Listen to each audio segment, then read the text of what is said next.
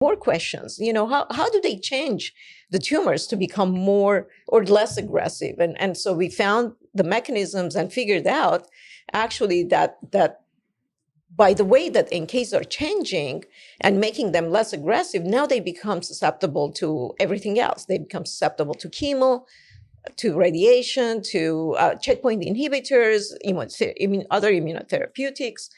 So I'm going to touch up on that in my talk today. Mm-hmm. And it's amazing because what we have learned within these last 10 years, it's a world of knowledge that I would have thought that 20 years ago, it would have taken us 100 years to learn, but we've learned within this time span. Mm-hmm. And that led me to start asking very important questions. The majority of humans, even those who have not only cancer, but who have autoimmune diseases, people who have infectious diseases, COVID to be one in case, their NK cells are dysfunctional. And that's part of the reason patients suffer from it.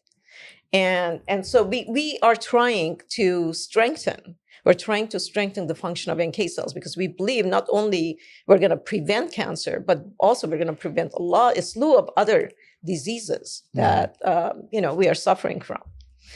One of the things that I tell my students, I'm a professor at UCLA, and one of the things that I come in when I tell my students, I tell them, if you can find a disease that does not have the basis on immune function, you don't have to be in my class. I'll give you an A+ and you can leave. Because I know that's not going to happen. They're not going to find that.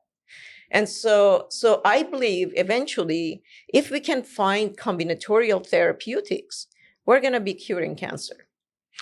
But let's think about how does cannabinoids or anything in the cannabis plant affect, or is it an agonist too? Does it help stimulate that? Explain how the two work together.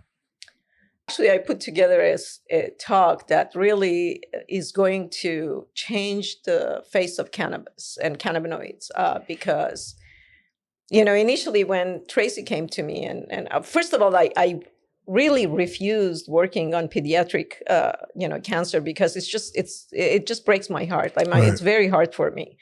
And it's very hard for me for any patients, whether it's adult patient or a pediatric patients. But with pediatrics, it's even worse because, these are kids that they have their whole life ahead of themselves, So when Tracy came and I started studying Sophie's tumor, and I knew that she was on cannabinoids,